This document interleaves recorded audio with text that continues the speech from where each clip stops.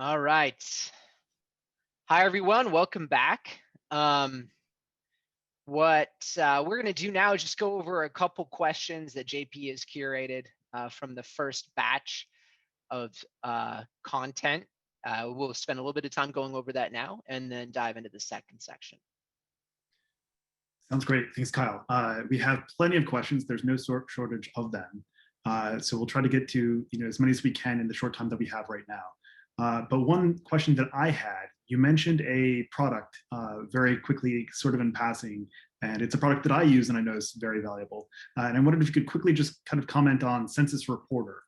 Yeah, absolutely. Something that I think reasonably I could do right now is just visit there. And it's at censusreporter.org. And if you're not using Census Reporter, it is a phenomenal resource. So basically what you can do is you can browse through and you can grab basic facts. You can even do some data visualizations. There's data available for you. But what's very, very useful for me is to use their interface to go through and really have an alternative to load variables for trying to figure out what you're looking for. If I'm looking for, say, education, I can type this in and I get back all of these different possible examples for ACS tables that I might want to use to look at educational attainment. And so, for example, I could go to the basic documentation for education, and you can even see what you get back here. It shows you the questions that people actually answered on the American Community Survey. And so oftentimes this is really, really useful because at the end of the day, when you're working with aggregate data from the ACS, it's data that's been aggregated up from all of these different questions that people have filled in. And then I can go down and I can look at all of these different tables that I might be interested in. Here I have table 15003, which is the one that I most commonly use. I can click there and I see all of the different columns in the table. I see what the universe is. I get some more topic pages that tell me about the questions that were asked. And it really makes a lot of this information a lot more accessible.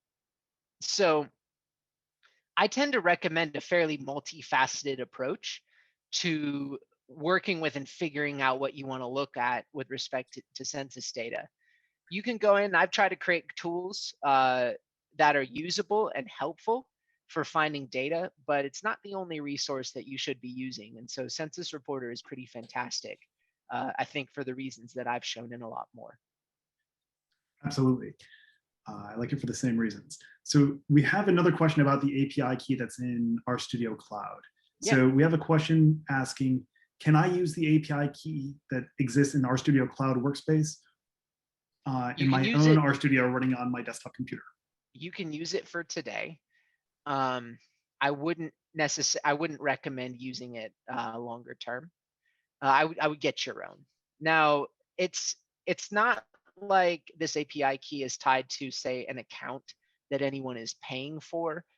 And it doesn't usually happen, but it can happen if you're using, say, an API key that's kind of publicly out there, and then someone starts really going crazy and overusing the API, that key can get blocked.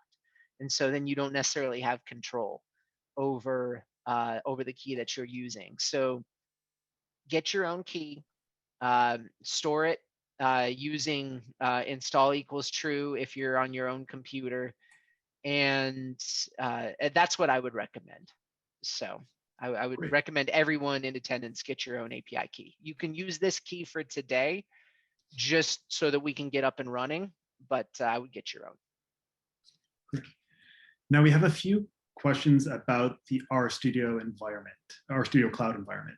Yeah. Asking how long will the cloud environment be available? There are a few people who want to use it either for themselves in the days ahead, or others who want to be able to show either their colleagues or their students Yeah. Rstudio.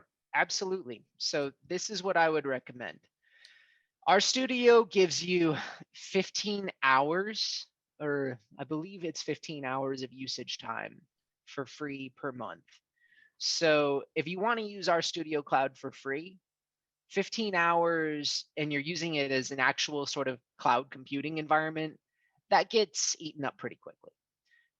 For something like this today, it's great because we're just here for a couple hours and we can go and we can run it. But there are a couple of things to be aware of with Rstudio Cloud. You'll notice that it says up here that it's a temporary copy, which means it's ephemeral. It's going to go away if you don't save it to your account. If you click Save a Permanent Copy, what it'll do is it'll bring that into your actual account and make a project for you that's copied over from my original project that I made. Now it's yours, and it's going to live in your account as long as you have that account. There are some limitations. There are limitations on the number of projects you can have and the number of hours, that active hours per month, and so with the free solution. So if you're looking for a more robust cloud computing solution, Rstudio Cloud does have paid plans.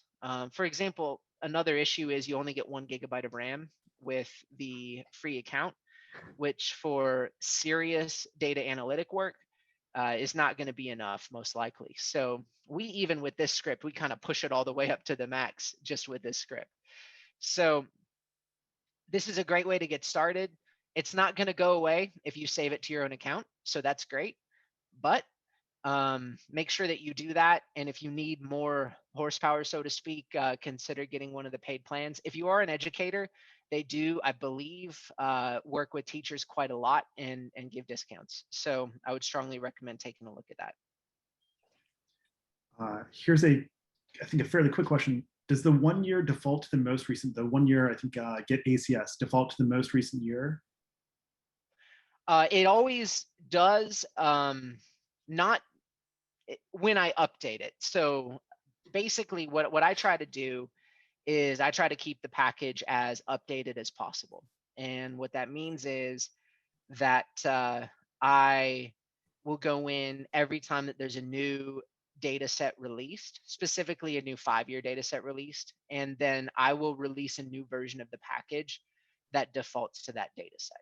So at the moment, the default data set is 2019. That's the most recent data that we have. That will remain the default all the way up until December of this year, when the 2016 to 2020 ACS is released. And if a user wants a different vintage, is that possible? Yes, you can use the year argument. So I'm going to jump back here to Rstudio, and I didn't highlight this, but I did use it here in this Wisconsin income code. So this grabbed data for the 2015 to 2019 ACS. Let's say I wanted 2012 to 2016. I just say year equals 2016. I run that. It tells me I'm getting data from the 2012 to 2016 ACS. And we have support going all the way back to, at least for the 5-year ACS, 2005 to 2009. So not every variable is available in the 2005 to 2009 ACS, but a lot of them are. And so there's a pretty good time series available. Okay, great. One final question. We have several users who are very interested in small level geographies, blocks, Okay. block Yeah, groups, and census absolutely. tracts. Most of them are asking, is it possible to grab all census tracts or all block groups, or at least for one user, all blocks for the entire nation? So yes, with an asterisk. You absolutely can, but Tidycensus is not designed for that because the Census API is not designed for that. So there are 11 million or so blocks in the 2010 census. The 2020 geographies just came out. We'll talk more about those next week. I don't know how many blocks there are in the 2020 geographies, but that's a lot. So that's a lot of data for the API to return. And so invariably it gets limited. You can't just go into the API and say, give me all 220 or 230,000 block groups for the US in a single API call. Instead, block groups, they used to only be available by county. Now they're available for some of the vintages by state, but that's a little uneven at the moment. And so assembling these data sets for the entire country, what Matt and I have done is try to put together some internal functionality that combines data. So it'll hit the API multiple times and combines data as best as it can, but it doesn't do this for the whole US. So you can get county level for the whole US, but for census tracts and block groups, you're going to need to go by state. That said, what you can do, and this is a little bit slightly more advanced programmatically, you can use an iterator. So if you're familiar with the per package, the map functions in the tidyverse, that's what I tend to use. You could iterate over a sequence of states or state names and use a function, say like mapdf, to stitch them all together. You'll just end up hitting the API a bunch of different times and then putting it together. I do get this question some. Well, I want all 11 million blocks in the US. Couple different options for you that I would probably take a look at. If you want to use R, there's a package called Total Census that is a little different from Tidycensus in that it doesn't hit the API. And what it does is it downloads from the FTP server full census data sets and stores them on your computer, and then gives you functions to sort of query and load in those data sets. You might want to look at Total Census if you want an R-based solution for grabbing all the data for the United States. Tidycensus isn't really made for that. The other option that I strongly recommend, because I went to the University of Minnesota, but not just because, is the National Historical Geographic Information System, or NHGIS. NHGIS, if you're not familiar, is a phenomenal project that has a team of researchers who have done the hard work of harmonizing census data over time. They have aggregate data and geographies going all the way back to 1790, which is amazing. And you can get bulk downloads of data from there. They do have an R package, and they do have a data download API. The IPUM's R package allows you to access NHGIS data. So that might be a solution for you.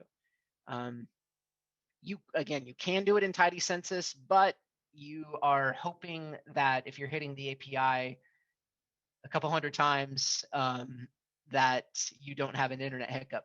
So some of those other solutions might be preferable. Great. Thank you for those. We'll hand things back off to you for the second hour. Okay, sounds good. I'm gonna need to mute and video off for 2 seconds, get resituated, and then we'll get things started.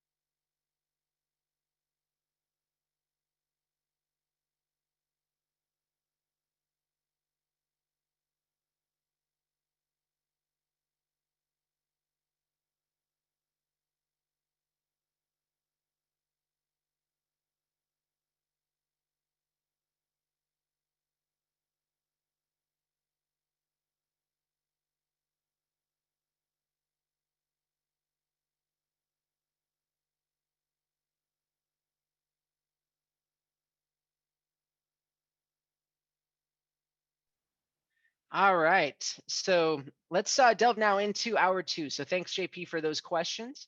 And we're going to jump back over to the slides here. So part 2, we're focusing on wrangling census data with tidyverse tools. And I've mentioned before that I designed Tidycensus because I wanted the data that I use on a daily basis in my work in a format that is ready to go for analysis with the tools that I use on a daily basis in my work, which is tools in the tidyverse. And so a little bit of background about the tidyverse. The tidyverse is an integrated set of packages. Originally, way back, it was called the Hadleyverse after Hadley Wickham's work in this area, the chief scientist at Rstudio, but it was renamed the Tidyverse because it has a lot more contributors now than just Hadley. And it's housed over at Rstudio. And the goal of the Tidyverse is to create an integrated sort of set of packages that are designed to work together and allow you to kind of streamline your data analytic workflows using very straightforward syntax. And so the Tidyverse, for those of you who are R users and knowledgeable R users, that's going to be familiar to you. And if you're not familiar to R, the Tidyverse is a nice way to get acquainted with R. It's an opinionated way of doing data analysis. It aligns very well with how I do work. There are a lot of different paradigms that you can use within R, but the Tidyverse is my personal favorite. And so I've tried to develop Tidycensus to align with the Tidyverse as appropriate. And so within the Tidyverse, we mentioned this before, thinking about design philosophy. Going back to that last topic that we talked about, census data are commonly used in wide format. And we talked about the distinctions between long and wide form data. Wide form data has those variables spread across the columns. And we saw some examples of that in the previous section of this workshop. If you're working in a GIS context, in a spreadsheet context, maybe in, say, an SPSS context, wide form data is probably what you're familiar with. And there are a lot of applications where that makes a lot of sense. Tidyverse tools, however, work better with long form data or tidy data. And I'll show you why in just a moment. There are a variety of methods that we can use within the Tidyverse that the default long form or tidy format of census data that's returned by Tidycensus allows you to just plug that data right into a Tidyverse analytic workflow and start generating insights right away.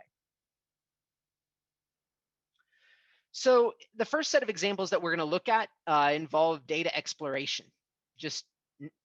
This is a really important part of data analysis. You know, sometimes the more fancy analytic techniques or programming techniques or statistical models get the attention, but there's tremendous value to just being able to go in and say, what are the largest values of this in the US, or what is the youngest county in the US?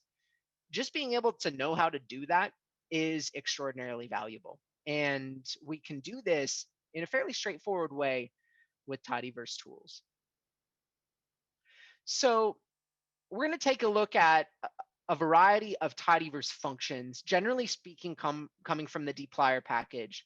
So the dplyr package is really one of the workhorse packages within the Tidyverse. It has got to be, I would think, one of the top 5 or top 10 most downloaded packages in all of R. And its functions are heavily used, especially if you're coming from a database background. They're heavily used to do data manipulation, similar to what you might commonly do in a SQL database. I need to create a new column. I need to sort my data. I need to query it. dplyr has functionality with sort of clear verbs to facilitate that. So we'll take a look first at answering some questions using Tidyverse tools. We're going to look at the arrange function, which sorts data based on one or more values or one or more columns, and the filter function, which allows you to query your data based on an expression. So let's try to answer this question. And maybe some of you who are seasoned demographers know the answer to this off the top of your head, but I'll be honest, I don't have this memorized. You know, what are the youngest and oldest counties in the United States by median age? And there are vast disparities in the United States along these lines. So let's grab a little bit of data and take a look at this. So I'm going to jump back over to R here, and I'm going to scroll down to this median age section. So let's grab this data, load in the Tidyverse package, pull in the data, you'll notice at the county level, we can very quickly grab data for all counties in the US. And let's take a quick peek at our data.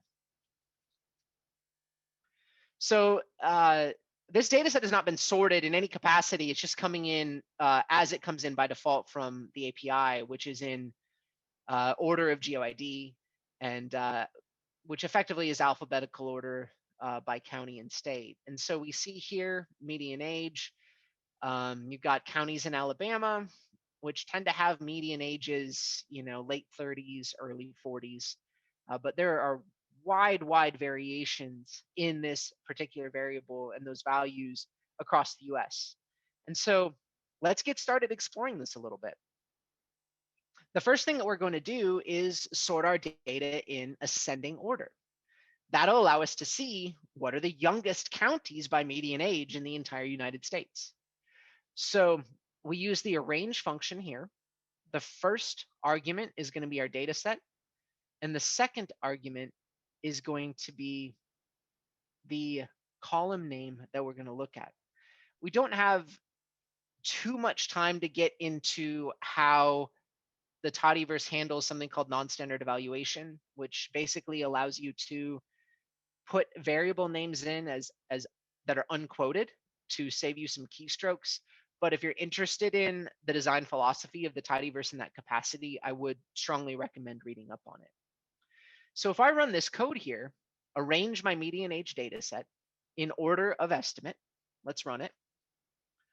I get back my same data, but ordered in ascending order of median age. So I can see now the youngest counties by median age in the US. You'll notice that the two youngest quote unquote counties are not in fact counties at all. So the counties from the API and the census include counties and county equivalents. And if there are any of you from Virginia, you'll be very familiar with this. If you're not from Virginia, you might be a little less familiar, but Virginia has both counties and independent cities. And so Lexington, which I believe is where the Virginia Military Institute is located, is it has the lowest median age of any county or county equivalent in the United States at 22.3. You'll notice a few other counties that come in, Todd County, South Dakota, Madison County, Idaho, which is around Rexburg, Idaho, Whitman County, Washington, Clay County, South Dakota. And so you can browse through this if you want to. You can view your data as well. So another way that you can interactively do it, and I should show you this, is I could pull up my median age data set in the data viewer, and I can actually interactively sort my data just like you would in a spreadsheet. So that's a handy feature as well if you want to do it interactively. So we've seen the youngest counties or county equivalents. What about the oldest? If we use this desc function in the tidyverse, I can say, give me back counties in the US arranged in descending order of their median age.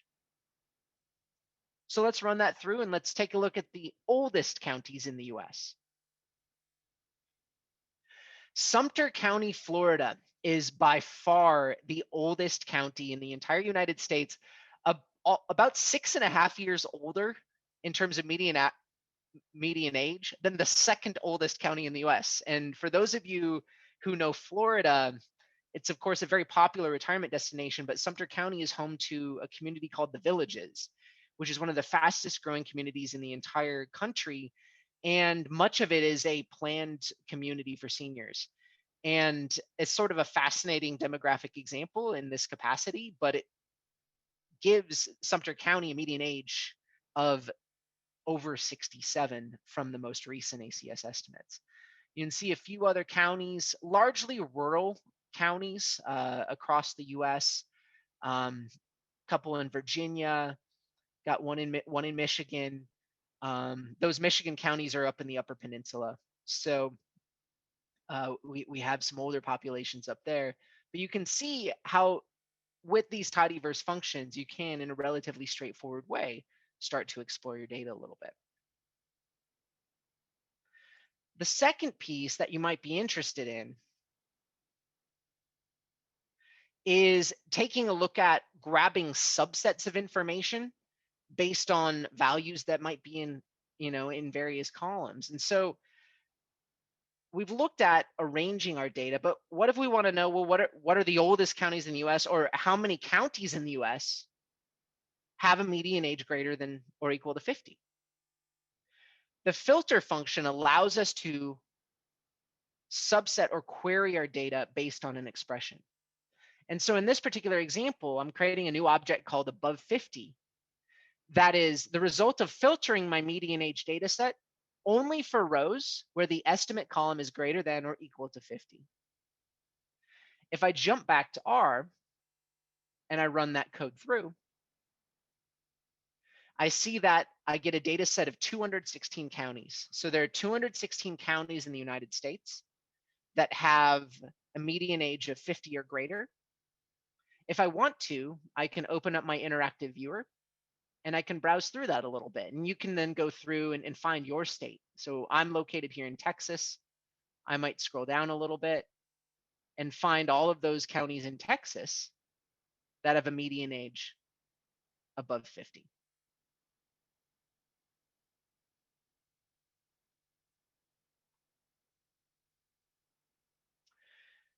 So we've learned a little bit about how to take a look at our data, explored a little bit with respect to sorting it in descending and ascending order. I even tell my students this. It's such a common operation that we do in spreadsheets that we don't always think about how powerful that is. Being able to know what is the biggest, what is the smallest. I tell my students this when they're learning Python. I teach Python at TCU. Sorting your data is a data analytic technique.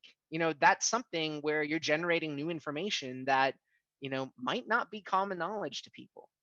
And so we can do that relatively seamlessly within the tidyverse. Something to think about, however, in terms of how many variables in the ACS and the census are organized. They're organized into tables in which, in some cases, and in many cases, honestly, the very first variable in the data set or in the table represents a summary variable. It's the appropriate denominator for which all of the other variables can reasonably serve as a numerator. For example, in the age by sex table that we looked at before, the very first variable is total population. And so that's the corresponding denominator. A good example of this is education, because educational attainment is reported in the ACS for individuals age 25 and up. It doesn't really make sense to ask a 16-year-old if she has a PhD. You wouldn't expect that that would be the case at that particular stage in your life course. And so the appropriate denominator when measuring educational attainment is not total population, but rather is the universe of people age 25 and up. And so census will organize the tables accordingly. There's functionality in Tidycensus to sort of create almost a combined or fused long and wide table that allows you to have your data in long form, but then tacks on a summary variable and a summary estimate in the case of the ACS that can be used to normalize your data. Because, as analysts, this is something that we have to deal with all the time. We're less interested in knowing, say, which county in the United States has the largest Hispanic or Latino population. Those are going to be just the largest counties by population in the US. So Los Angeles County is going to come through no matter what. We might be more interested in normalizing that by the total population and say which counties have the greatest proportion of their population that's Hispanic or Latino. That's often of more interest to analysts and demographers. We can normalize our data using tidyverse tools and summary variable functionality. So let's take a look at how to do that. What I'm defining here is a named vector of variables for 6 different racial or ethnic groups. I'm pulling from the table B03002, which is Hispanic or Latino or not Hispanic or Latino by race. So for white, this will represent non-Hispanic white. For black, this will represent non-Hispanic black, so on and so forth. We're going to grab that information for counties in Arizona, but notably, we're going to specify a summary variable. with the summary var parameter.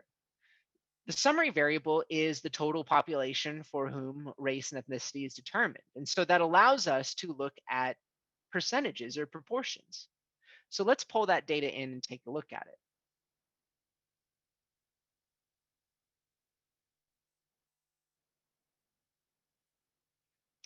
I'm going to pull down all that data. And this is what I get back. We have here a data set that has 7 columns instead of 5. We have our GeoID, so our county ID code. We have our county name. We have the variable replaced with the names that we gave the variables. We have an estimate and a margin of error. If you see an NA in the margin of error column, it means oftentimes that margin of error is controlled or not reported for a variety of reasons. And then we have a summary estimate and a summary margin of error if appropriate. In this particular case, total population, that estimate is controlled, and so it's not reported back with a margin of error in that particular context for these counties. And so what we can do now is take a look at the estimate and then compare that with the summary estimate, which is total population. So for each category, what we can do is in turn normalize our data and calculate a proportion or percentage. We can do that with functionality in the tidyverse. And so jumping back to the slides here, we're going to take a look at a couple other functions in dplyr that are going to be a common portion of your workflow. And you're going to learn about a new operator, the pipe operator from the Magrider package, which is commonly used in the tidyverse. The mutate function in dplyr allows you to calculate new columns in your data. And so this is a very common thing that you need to do in data analysis. Take a value in one column and another column and divide one by the other, or add them together, or apply some formula to it. Mutate allows you to do that. The select column then allows you to retain or drop columns by name. So whereas the filter function basically subsets your data set by values in the rows that correspond to the rows, the select function allows you to either keep columns or drop them if you don't need some of the columns. And so the pipe operator, for those of you who are less familiar with R or the tidyverse, allows you to create a chain of methods, so to speak, or a pipeline of methods in which the result of one operation is carried through to the next operation. This is a great way to organize your code and not have to grab line after line after line, but rather link everything together and show how an integrated data analysis works. So in this particular case, we're creating a new object named AZ race percent. And it's calculated based on where we take the AZ race, the Arizona race data set, and you can pronounce the pipe as then. So you can read this as, take my Arizona race data set, then use the mutate function to create a new column called percent that is the result of this operation, 100 times the estimate divided by the summary estimate. Then select 3 columns that I want, name, variable, and percent. That's how potentially you can read that. And so in this particular example then, let's run it and take a look. I now have back a data set in which I have the county name, I have the variable corresponding to each kind of, again, county variable combination, and I have the percentage. So Apache County is about 18.2% non-Hispanic white, about 0.5% Black, 73% Native American, and about 6% Hispanic, and then small populations of Asian and Hawaiian and Pacific Islanders. And now I can make these comparisons both across counties and across different groups.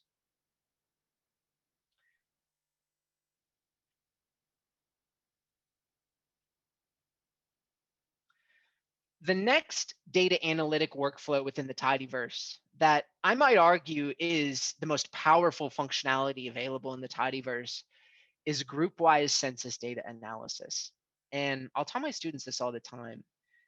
Being able to implement group-wise data analysis allows you to generate all sorts of insights that are going to be conceptually straightforward, but not always computationally the easiest thing to do if you're not working within a paradigm, say like the tidyverse or one of the other data analytic frameworks that people use in an R or a Python.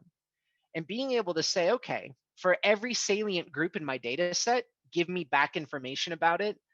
That's something that in census data workflows is very commonly used. And I think Tidycensus sets up pretty well with the tidyverse to allow us to do this.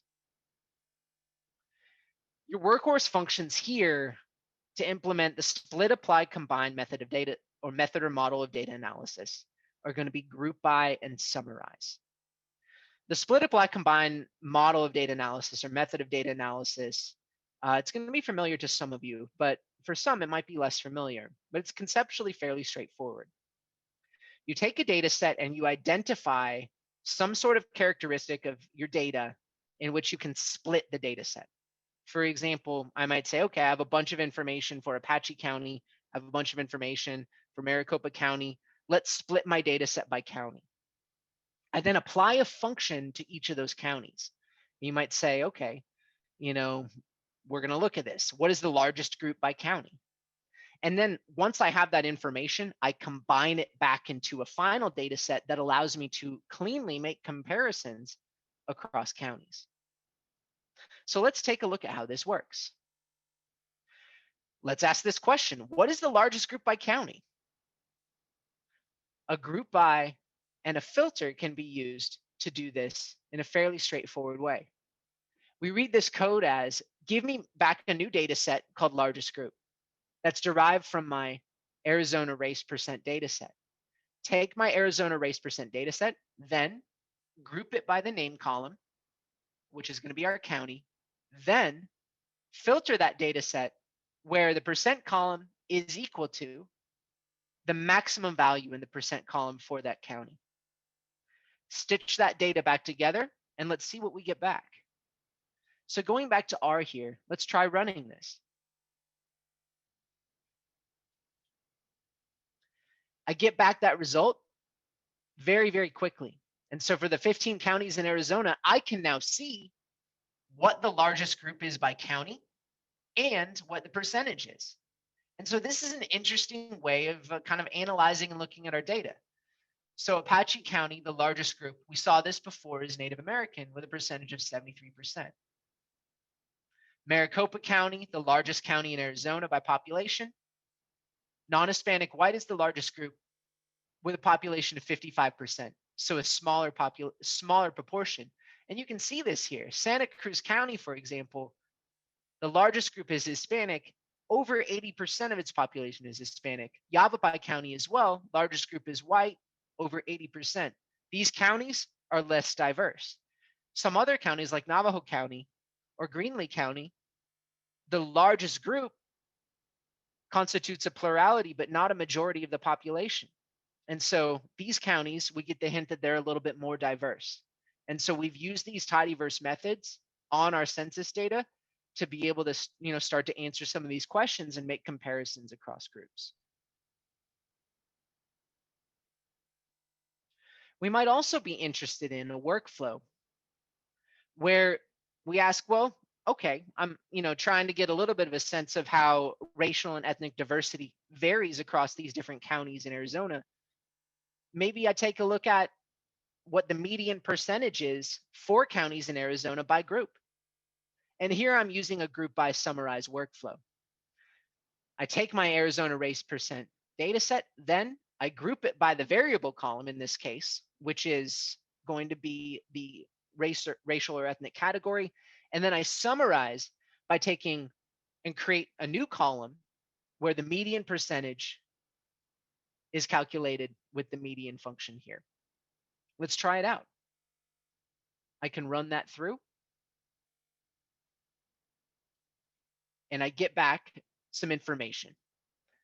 The median Asian percentage in counties in Arizona is just under 1%. The median non-Hispanic Black population percentage for counties in Arizona, just over 1%. The median white population, 54%, median Hispanic, 30%, median Native American population, only about 3.5%, even though some of the counties have very large Native American populations. And you could fiddle around with this and try different functions too. You could look at what's the maximum, what's the minimum, what's the mean, if you want the mean instead of the median. All of that is possible here.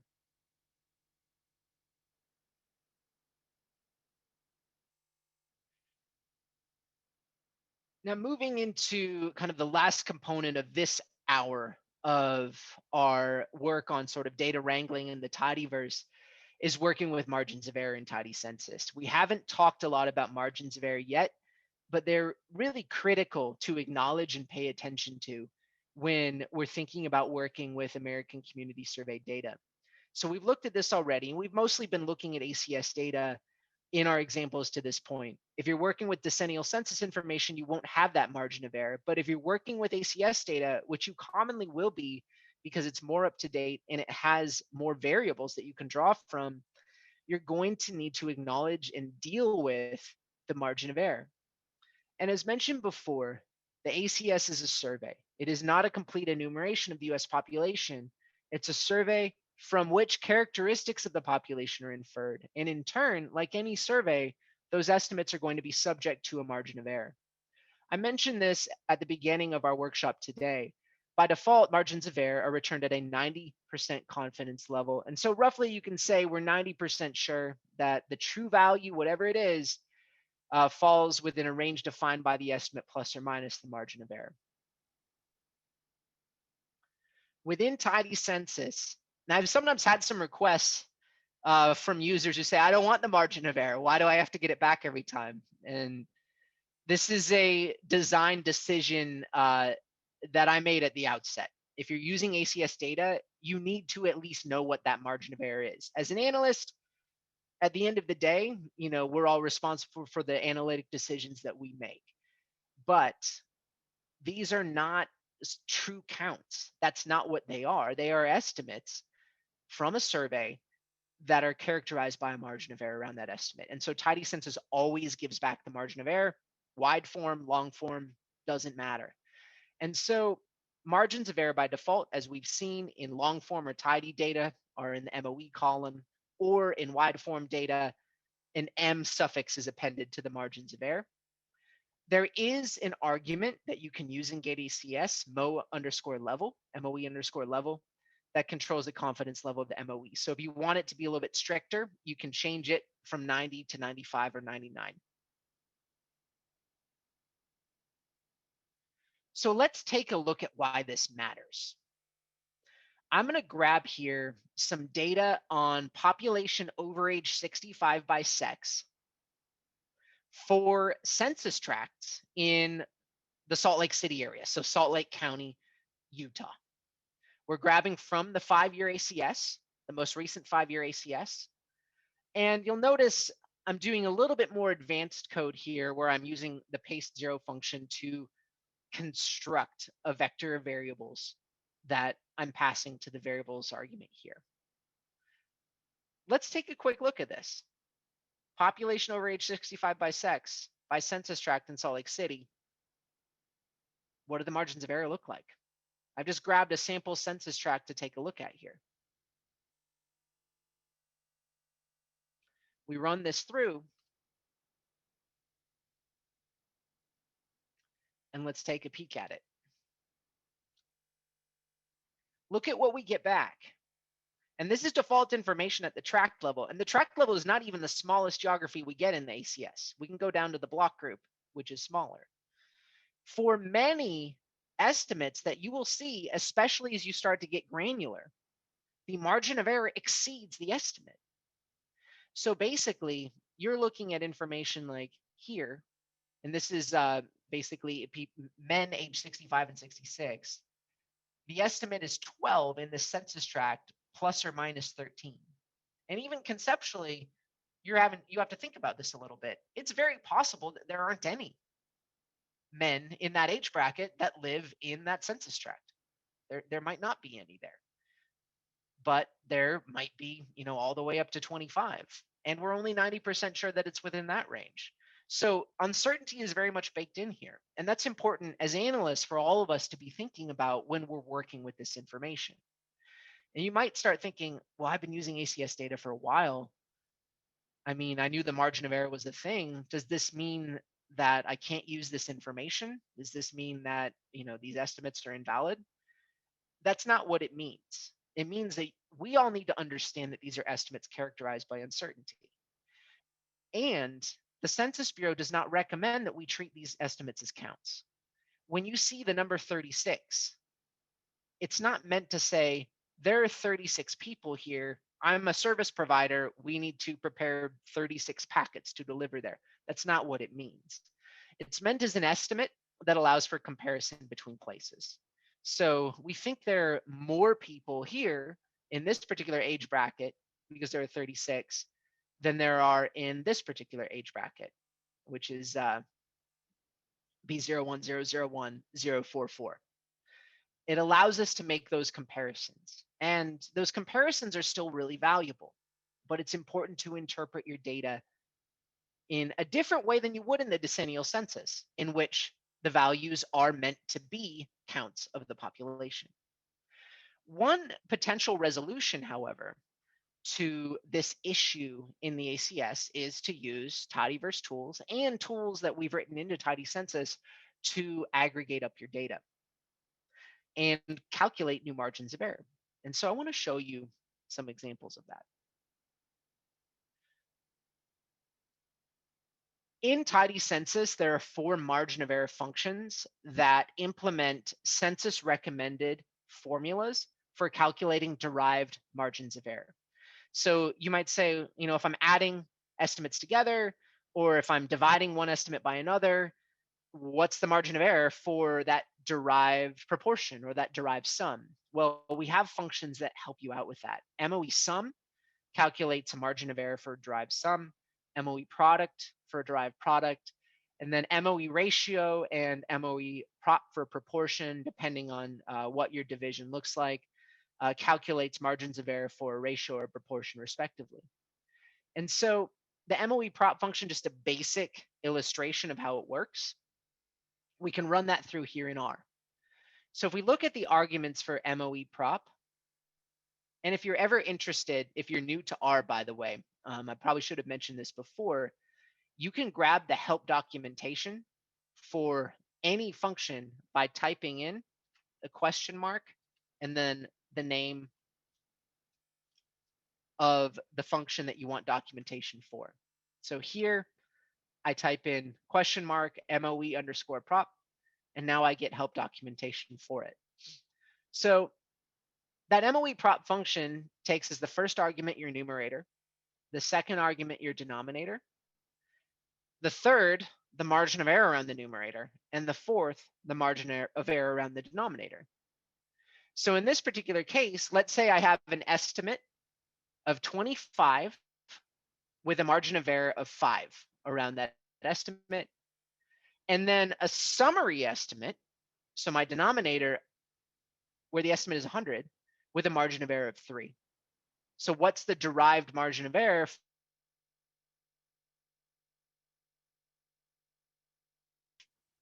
And my margin of error then is going to be about 0.05 around that derived proportion. So Tidycensus can help you out with that. Finally, as we look at this here, the group by and summarize methodology in dplyr and in the tidyverse can sometimes help you out when dealing with some of these relatively large margins of error. In this particular case, what I'm doing is I'm taking all of the information about people over age 65. I am parsing out and using a little bit more advanced code here to identify the sex. So here I'm parsing out male and female.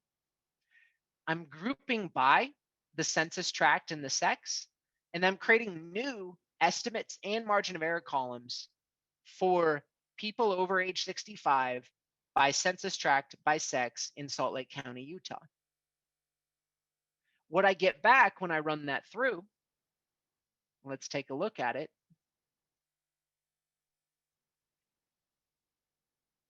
is a data set that has collapsed my data. It's collapsed my information. Here is this census tract here in Salt Lake County, Utah, for women over age 65. Here's the summary estimate. And we notice now, relative to the estimate, the margin's very much reduced. I would encourage you to read some of the articles in the Tidycensus documentation about margins of error for some other methods that have been recommended for handling and working with margins of error. But this hopefully gets you off to a little bit of a start.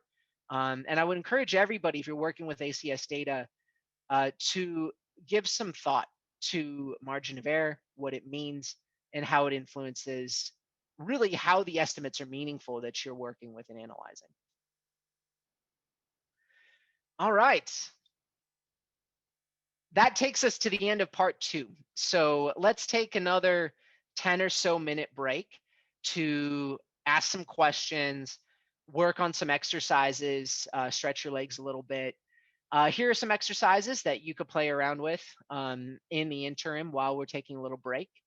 So we've been working with the detailed tables in the ACS so far, but there are a variety of other aggregations that are available in the ACS that are pre-aggregated. So we can get subject tables and we can get the data profile by specifying appropriate variables. And so the variable in the 2015 to 2019 ACS data profile that gives you pre-computed percent of the population age 25 and up with a bachelor's degree is DP02_0068P. So try using this to determine, for a state of your choosing, the county with the highest educational attainment, the county with the lowest educational attainment, and then the median value for counties in your state using some of the tools that you've learned. So let's break for 10 minutes. We'll come back just after 3 o'clock Central Time, 4 o'clock Eastern Time, and we'll learn how to visualize some of this information.